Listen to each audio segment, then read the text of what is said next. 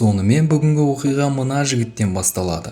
Бұл Ричард, және ол түрмеде отыр. Жақсылық жасаған үшін емес әрине. Ол бірнеше адамды өмірінен айырған. Ричард ол жерде көп уақытқа қалғысы келмейді, және 2013 жылы сыртқа шығуға жақсы мүмкіндік пайда болады. Ол түрмеде Джойспен танысады. Джойс сол түрмеде жұмыс істейді, және екеуі сөйлесіп жақын араласып кетеді. Ең қызықтысы, Джойс тұрмыста болады, және оның жолдасы да осы түрмеде жұмыс жасайды. Әрине ол не болып жатқаны туралы мүлдем білмеген. Бұл оқиғада Дэвид деген де жігіт бар. Ол туралы кейінірек айтамыз. Арада 2 жыл өтеді. Джойс пен Ричардтың қарым-қатынасы басқа сатыға өтеді. Бұл уақытта Ричард пен оның досы Дэвид қашудың жоспарын құра бастайды. Жоспар бойынша олар Мексикаға тартып өтеміз деген. Ричард түрменің картасын салып, туннель арқылы қашамыз деп шешеді. Бұл тура «Побег из Шоушенка» киносындағындай. Егер көрсеңіз ол киноны. Сонымен жоспар бар, бірақ бірдеңе қылып қабырғаны тесіп өту керек. Ал ол үшін құралдар керек. Бірақ олар сырттан кім көмектесетінін біледі.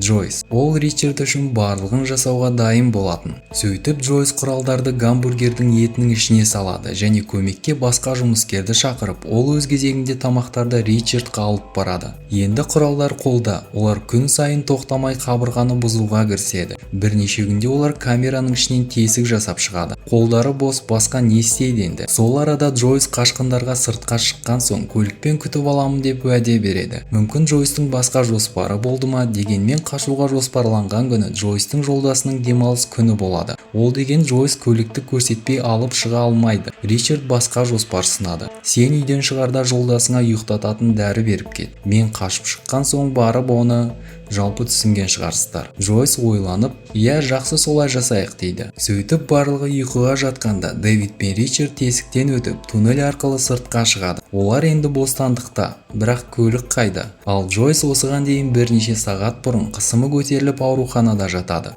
Ол бізді лақтырып кетті деп көп күтпей олар жаяу қашады. Арада бірнеше сағат өтеді. Түрменің қызметкерлері таңғы тексеріске шығады, және Ричард пен Дэвидтің қоянның суретін салып кеткенін көреді. Ішке кіріп қарағанда олар төмен жақтағы тесікті байқайды. Бұл сол түрмеде түсірілген сурет. Сонымен полиция қаланы жабады, ұшақтар көтереді, оған иттер қосылады, жалпы іздеу басталып кетеді. Естеріңізде болса, олардың қылмыстары ауыр болатын. Тапқан адамға $100,000 сыйақы да жарияланған болатын. Арада 3 апта өтеді. Олар қайта-қайта орын ауыстырып тығылып жүреді. Сөйтіп бірде екеуі сөзге келіп, екіге бөлініп, әркім өз жолымен кетеді. 4 күн өткен соң Ричард қайдан алғаны белгісіз мылтықпен жолдағы көліктерге ата бастайды. Сөйтіп көлік иелері полицияға хабарласады. Полиция оқиға орнына келіп, талдардың арасын қарай бастайды, және Ричардты табады. Бірақ ол бірден беріле салмайды. Қолында мылтығы бар емес пе? Ол әрине полицияға атып бастайды. Ал олар өз кезегінде оған оқ жаудырып, соңында ол көз жұмады.